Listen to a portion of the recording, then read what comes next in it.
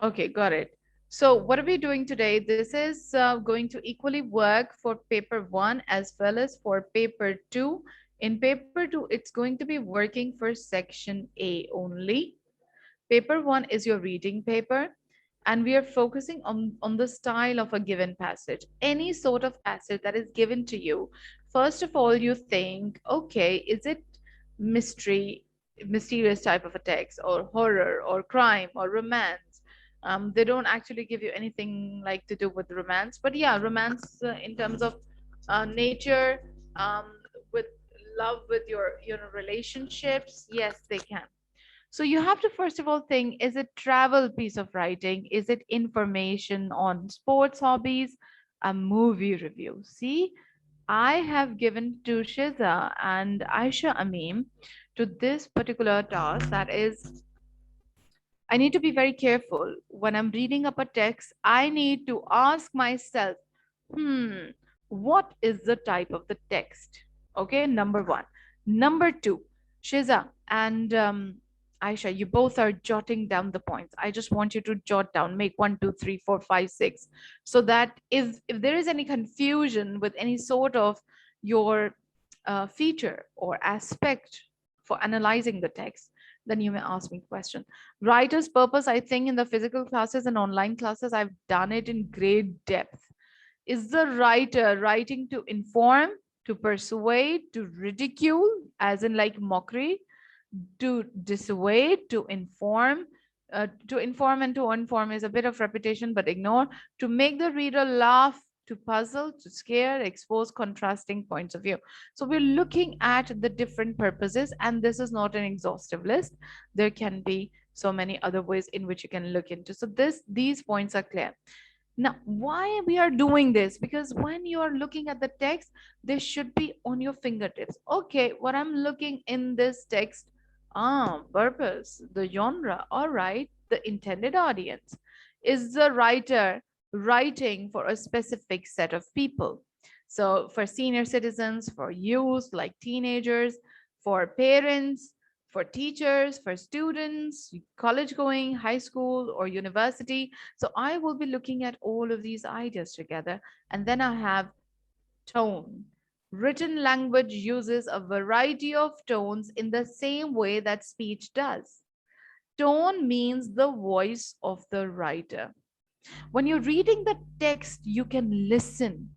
If you listen to your passage, you will understand how the characters are talking, how the editor is saying and addressing a potentially important issue.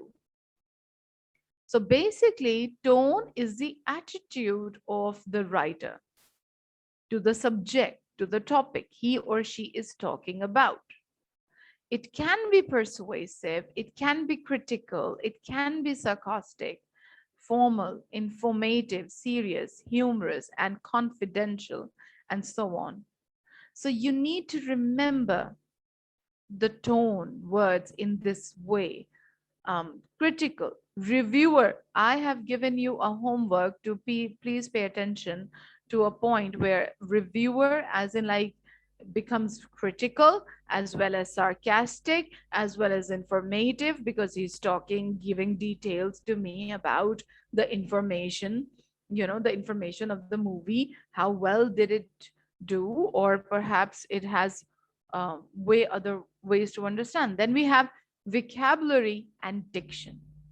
What else do we have, Vita? We have vocabulary and diction. I have taught you a word that is known as lexes, lexical choice in the passage. If you say lexical choice in the passage, that is vocabulary choice, the selection of the words used by a writer. These words indicate genre. Is it a religious type of a text? Its tone, what is it trying to do, and the purpose, and must be referred to in your answer to prove your point. So you have to use what sort of lexical choice this text has made use of. I told you yesterday, what types of lexes did we write on the board yesterday? From advertisements, can you tell me what kind of lexical choice that we wrote on the board yesterday? I jotted down some of the different. Hmm.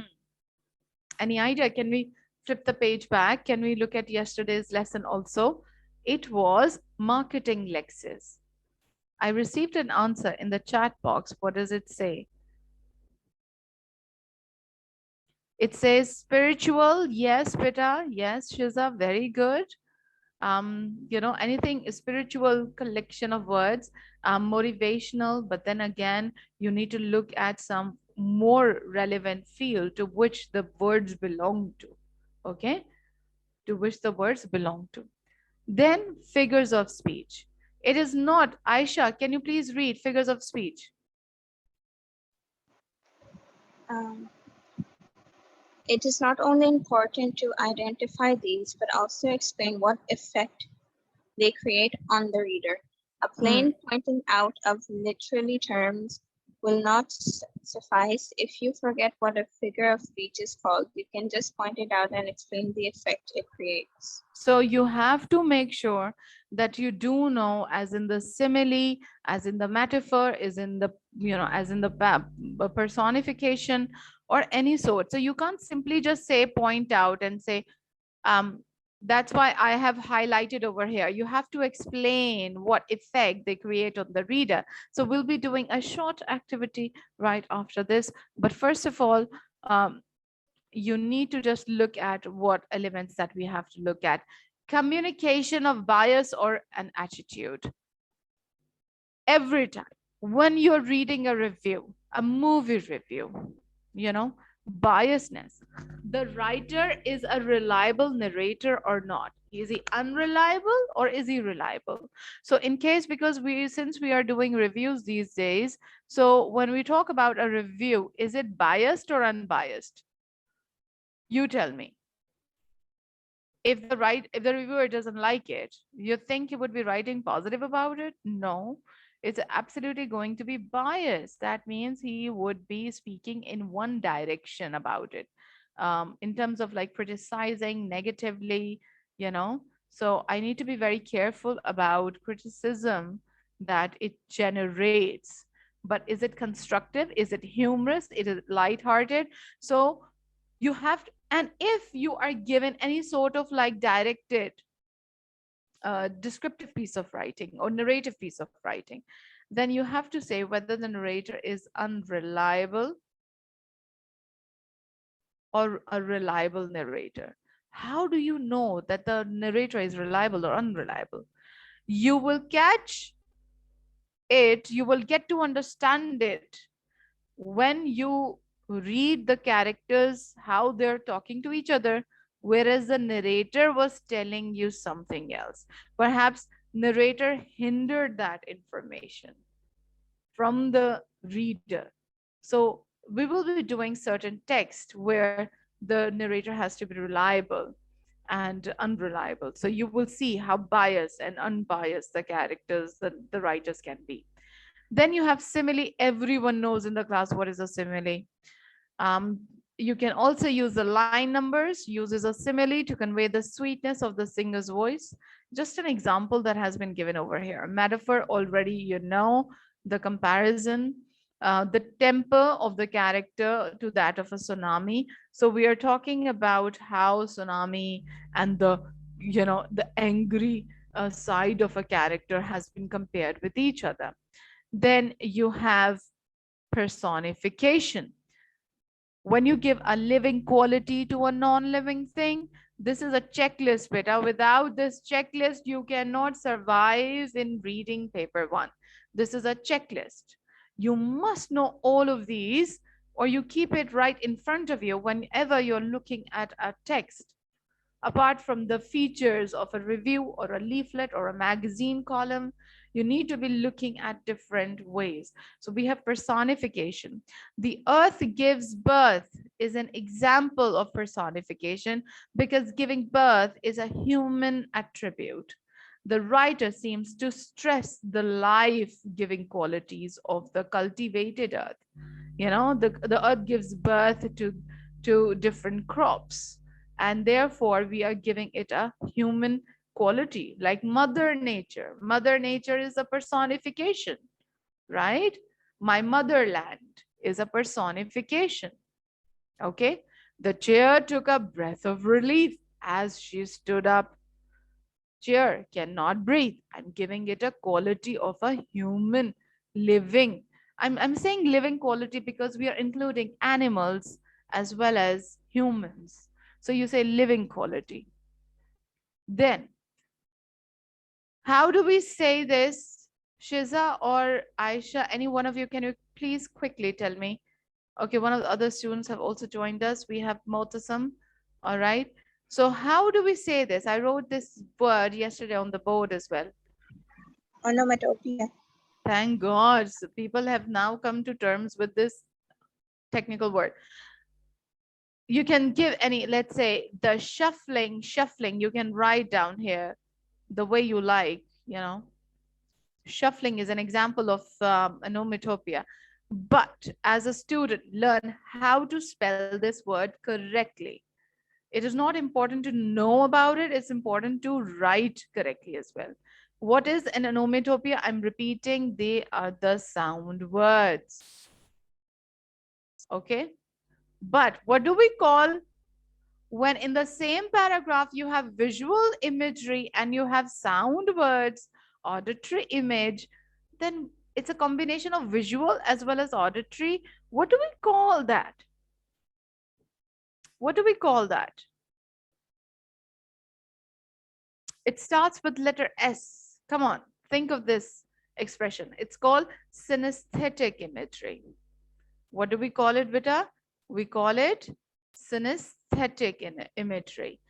If any paragraph has two balance in a balanced way, two imageries, we call it synesthetic imagery.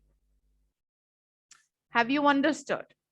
Have you understood? Yes or no? Come on, write in the chat box quickly. Or just tell me that you have understood. Come on, let me move on with the next feature. Synesthetic imagery is that, thank you for acknowledgement. Okay, Aisha says very good, thank you. Please pay attention. You are jotting down the points. Motasam, we are jotting down the points. Then we have, beta, we have, let me close this. Okay. Then we have alliteration. So with alliteration, the use of alliteration, line one makes an alliterative use of. So you can either say while making up a comment the use of alliteration, or you can say line one makes an alliterative use of. These are the ways in which you can compose, construct your sentences while commenting. So what is an alliteration? Anyone knows about it? Yes or no? Do we know about it? What is an alliteration? Alliteration is what? I'm giving you time and I'm waiting. You let me know what is an alliteration. Yes. Shiza, Aisha, Motasam. What is an alliteration? Misusing two word using two using words that sound the same. Repetition of two sounds or more within the nearest proximity.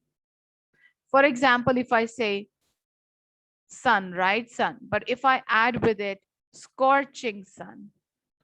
So you see this scorching sun. This is an alliteration, right? Motasam, is it clear? Do you understand alliteration? You gotta be quick so that you can acknowledge. Repetition of two sounds, beta, not two same letters. Good. Okay. So you already know this part. Now we are going further. Next we have whenever beta you receive a text, you say, is there any contrast? Is there any similarity to it? So contrast means the use of contrast, any sort of difference. So contrast means any sort of difference. Difference. Use of contrast. The writer has used antithesis. The antithetical style of the writer exposes the contrast of the world in which we live. So it's just an example, but it simply means contrast. Then you have oxymoron. What do you mean by oxymoron? Write it down. What do we mean by an oxymoron? Oxymoron are two contradictory words written together. I repeat, write it down. These are two contradictory words, like they contradict with each other, contradictory words written closely to each other. I mean, there is no any sort of other word placed in between. So there are two contradictory words.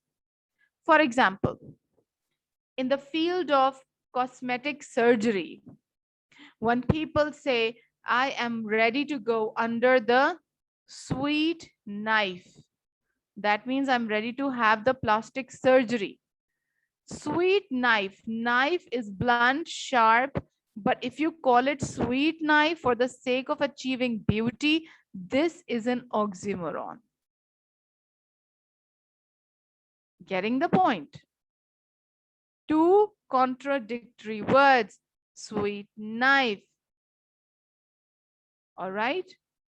Have you understood?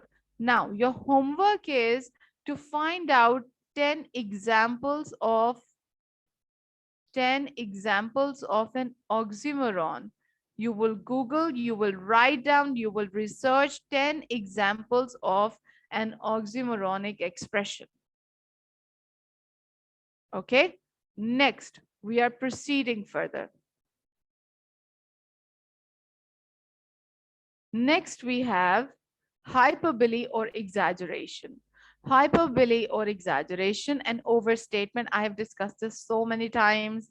I hope you do understand. This is very simple. Repetition is simple. The repetitive use of the word or the use of repetition in line, this is a way you need to write down. But I told you another type of repetition as well, which is called beta incremental repetition. Incremental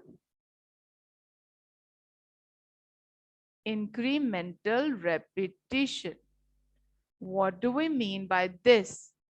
Incremental repetition means that if there is one word which has been repeated more than thrice, one word repeated more than thrice, more than thrice, that is known as incremental repetition. It can be in the same paragraph, it can be in the so forth and on, all of those other paragraphs, but it has to be more than 3 times. More than 3 times. Incremental repetition. What does it achieve as a purpose? What is its function? To intensify an emotion or to emphasize upon a certain issue.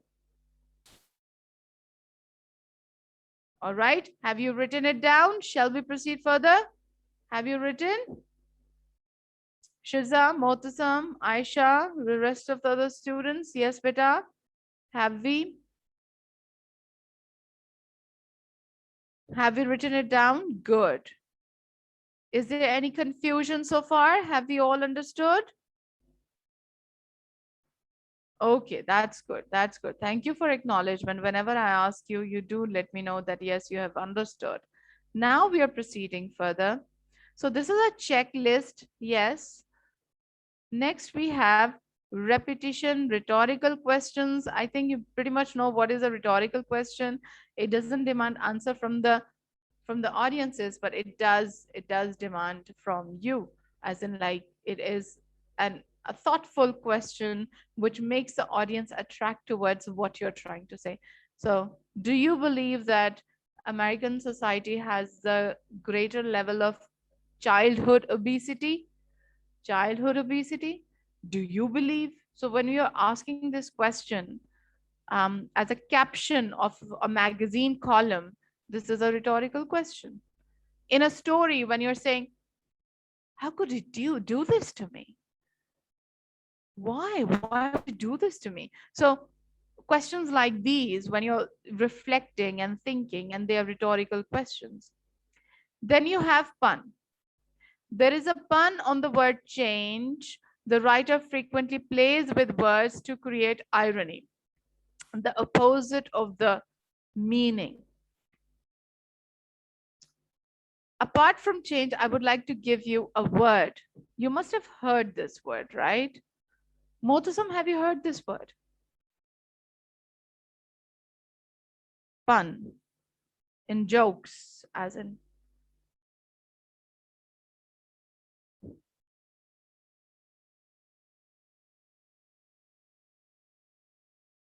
Okay, you have heard of this word. Now look at the way I'm describing. So there is a word, let's say march. It may indicate the marching of the soldiers, but it may indicate the month of March also. Marching of the soldiers towards their own village after the tiresome war. And then the month of March indicates what season? In the month of March, which season is this? You tell me. Which season in the month of March? Write in the chat box. Come on, hurry up. Two different meanings. In the month of March, what season do we have? Come on.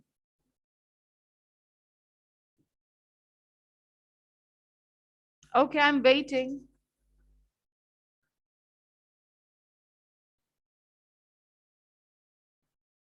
We have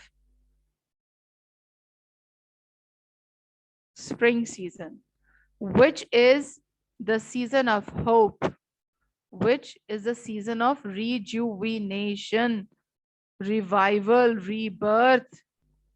So there is one literal meaning to it, and the other is the month of March. So you will understand only on the basis of the context of the passage. And every passage it doesn't have. Every passage has pun? No. This is an exhaustive list, a checklist. What do you need to look into the passage? But you cannot find deliberately all of these words. Okay? So then you can have, let's say, the king or the father claims in front of the public, he says that my son is high today. My sun. Sun as the symbol of, again, planet, as in like the sun when we're talking about, you know, the beam of hope.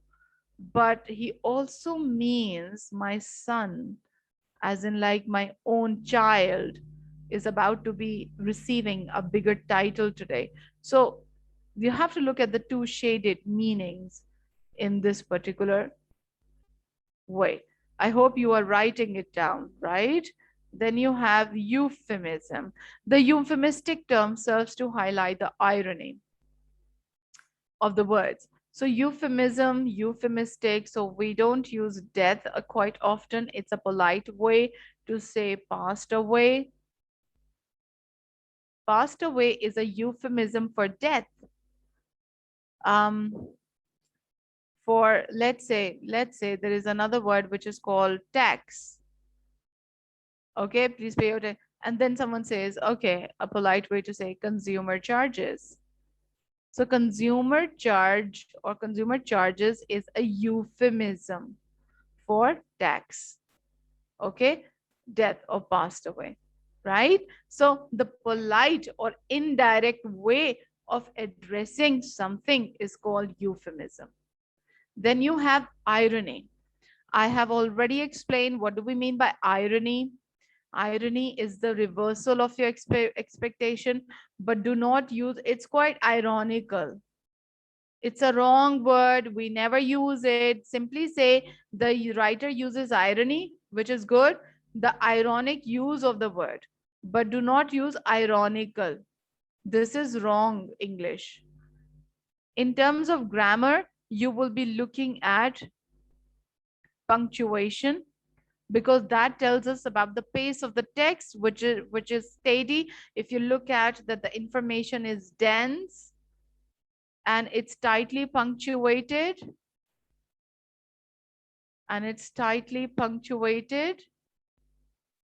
then you're going to say the pace of the text is quite steady. Okay, or you can say quite slow. But then if you see that they're complete sentences and they're taking shorter paragraphs and changing the rapidity of action, that means the pace of the text is fast. Noun, name of person, object and place. Verb, I told you, action verbs. Then you have tenses, present tense, simple past tense. If you have simple past tense, that means simply flashback or nostalgia, something from my memory. Present tense to make it more lively, believable. Past perfect tense to show the impact of the action, impact of the action.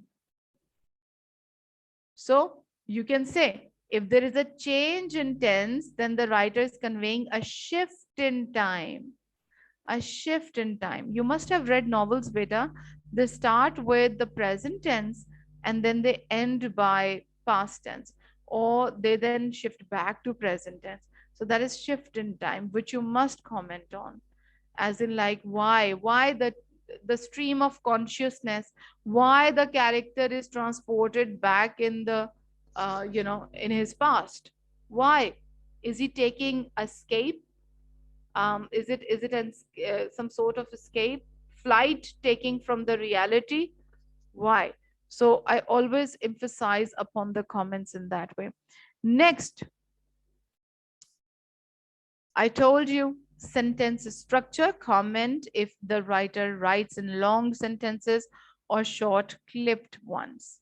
I have already told you short clip sentences are precise, shorter, crisp expressions. If the passage is a narrative one, then you must pay attention to point of view, first person, second person, or it will be third person. Shiza beta, can you please read number 10, 11, 12, and 13 for us? Thank you.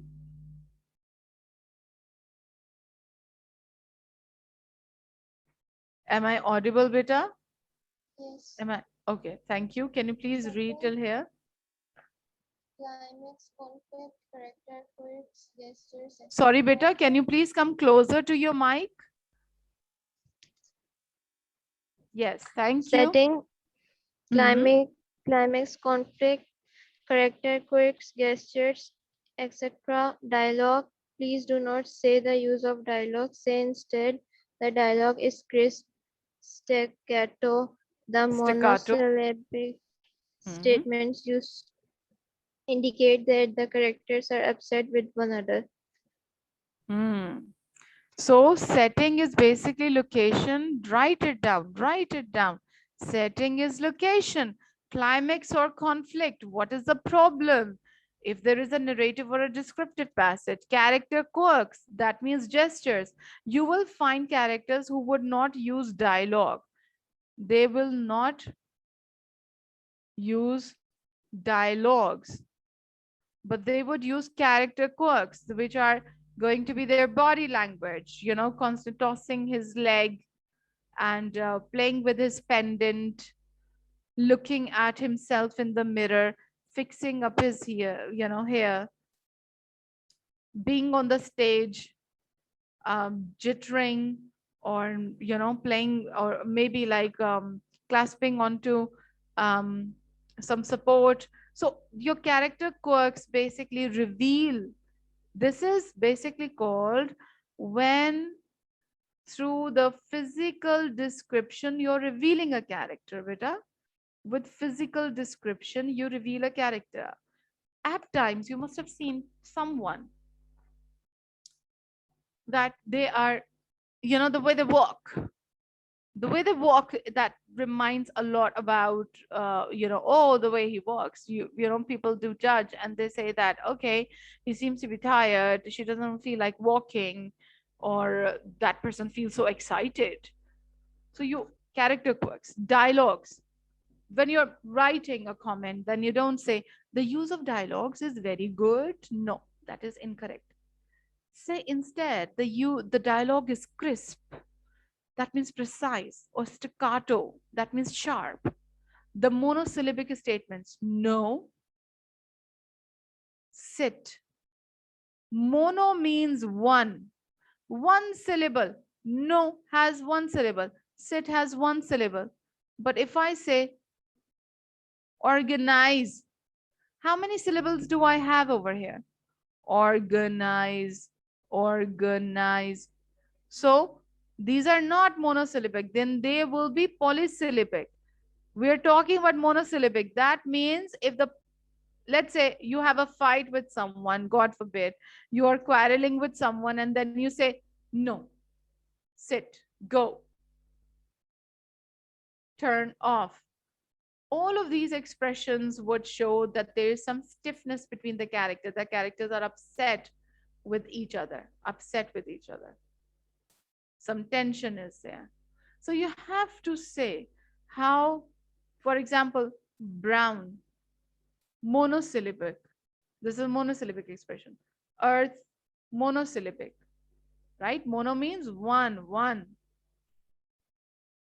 Any question here? Any question? Did you understand character quirks, dialogue? Do you understand?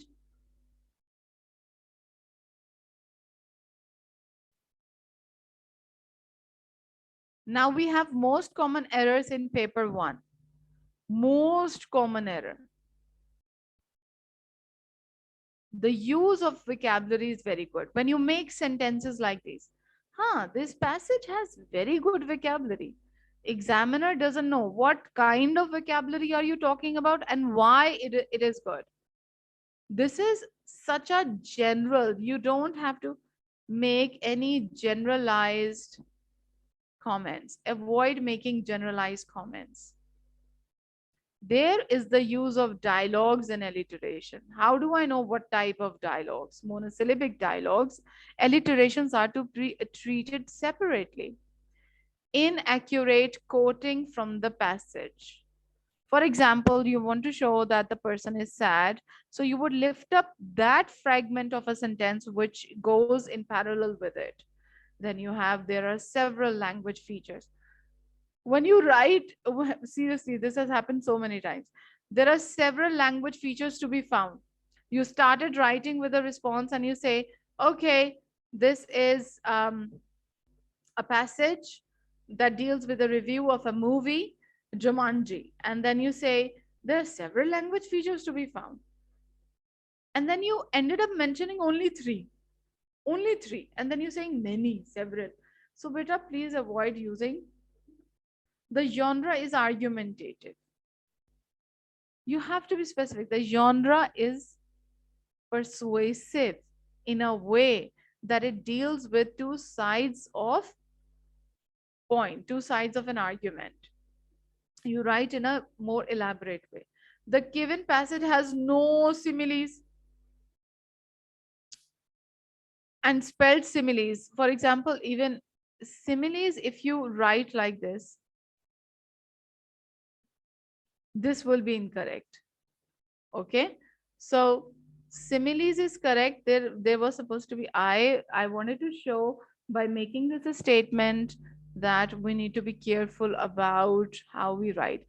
The given passage has no metaphors. Don't write down. Even if you're unable to find out better, you don't write such an overstatement. The use of vocabulary is simplistic. No. So these are the most common errors, and we're going to cross check ourselves. We will make sure that we're not making any mistake like this. So this is going to be your checklist. And the document is still here. I made your work so easy and convenient. These are not only the tone words. You may easily use them to create effects also. Positive tone words, neutral tone words, negative tone words. This document is giving you an exhaustive list of all those vocabulary words which will be helpful for you to create comments. Comments are my effects on which I am given maximum marks. I am given maximum marks on the basis of the whole idea. Negative tone words, a boring, acerbic, ambiguous, ambivalent, angry. So now what you do, you will be writing 10 examples of oxymoron, number one.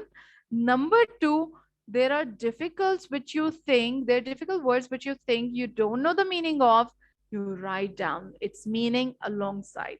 For example, introspective, that means insightful. That means insightful. Jovial means happy. Joyful means excited. Laudatory, light, lively. With each word, you have a different shade also. But you need to bear in mind negative words, tone words. The reviewer is giving a negative impression of the movie, then you cannot use ominous. No, he's not being scared, right? But you have to say that in what manner is he making complaint with the director, and he says the tone becomes bitter or blunt, right? Or confused, as if he is not able to make sense out of it. Condescending, when you think higher of yourself and everyone else is lower to you. I mean, derogatory to you. Cynical, when you think everyone and everything is bad,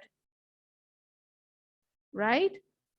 See, then you again have all of these negative tone words. These are positive tone words. Pessimistic, pretentious, psychotic, resigned, reticent, sarcastic, sardonic, scornful. There's so many words that you can easily use when you're creating.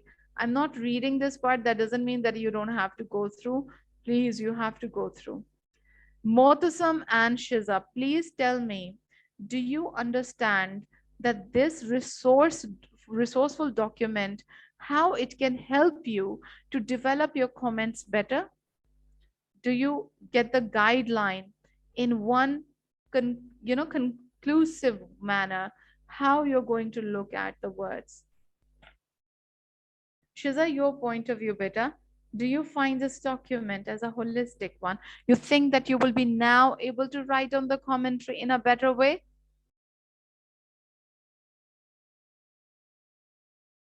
Yes. Thank you. Thank you for this acknowledgement. Yes, beta. Motasam, what about you, beta?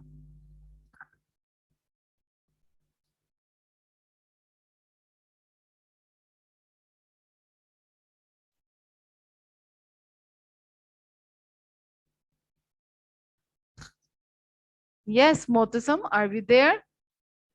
All right, that's good. Now we are going to move on to the neutral words. You must be wondering the two extreme sides Ms. Nadia has informed, but what about the neutral words? The neutral words are also, I'm just going to have a quick look at these parts. You know, the speaker turns out to be direct, impartial, that means unbiased. All right, he's speaking a bit indirectly. Meditative, if you find something soulful as a passage. Objective, questioning, speculative, unambiguous, unconcerned, understated. So these are some of the words which are neutral. Then you have positive tone words, you have negative tone words. Without it, your comments cannot be as fruitful as it can be. I know you have an idea what to write in English, but exactly how you need to go about it, this is your life saving, in short, paper one that gives you a conclusive idea. All right. So let's have a look at this very tiny, small sized. No, not this one. Let me just share. Let me just, yeah. Yeah, it's right over here. I hope you can look at the screen. Is it visible, Beta? I hope you can look at it. And I'm paying attention to this particular part, okay? Only this one paragraph, okay? This one paragraph. So, Shiza, I will ask you again to please read the paragraph. Just this. We are going to do this. I had never felt so alone. The wide sweep of the Andes stretched in front of me, a seemingly infinite expanse of ice and rock. The air cut into my cheeks and blinded me as soon as I stood unsteadily looking down on the valley below. Then for a moment the skies cleared above me and I saw a single solitary condor rise on the breeze, effortless and free. I would be that condor. I would rise above my despair. So, do you think that is there any contrast in the beginning and towards the end? I had never felt so alone. The wide sweep, I mean, just imagine a character who is standing at the top of the peak, Andes, the mountain, all right, is stretched at the height. And then he or she, the gender has not been emphasized. So, how do you think this line makes you feel about the character? I had never felt so alone. Is he actually alone? Yes. Is he hopeless? Do you find him hopeless at the very beginning? Because he uses the air cut into my cheeks and blinded me as I stood unsteadily looking down on the valley below. And then there is a sudden shift. Then, for a moment, the sky is cleared above me. That means my hopelessness that was dominated by clouds, my confusion, it just cleared above me. And I saw a single solitary bird. Bird is condor. Condor happens to be the largest bird in the world. It has the largest wings in the world. It is of a vulture's category, but not exactly as negatively depicted. Condor rise on the breeze, effortless and free. These two expressions give me a sense of freedom. I would be that condor. I would rise above my despair.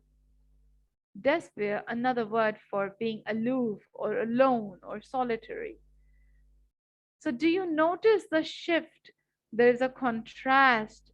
There's a contrast being hopeless and being hopeful by the end.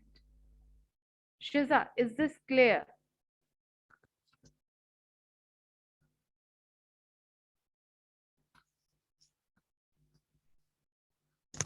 Hopelessness versus hopefulness. Okay. And when we are looking at the language, when we're looking, thank you for acknowledgement. When we're looking at the language, we're paying attention to the sudden shift with then, and then it's a linking word, by the way. Solitary condor. Condor is a symbol of freedom and escape. Um, as if in the beginning he finds himself trapped and enchained and captivated within his own fear or insecurity of not making up to the challenges that he faces in the society or perhaps in his life. So, this is what we call the idea, the true idea about analyzing the text. So, one more thing, which pronoun has been used in the first stanza? Who is going to tell me? Which pronoun has been used in the first paragraph, sorry, in the first paragraph? I had never felt so alone. How many times I has been repeated? I, I, I. How many times first person pronoun has been repeated?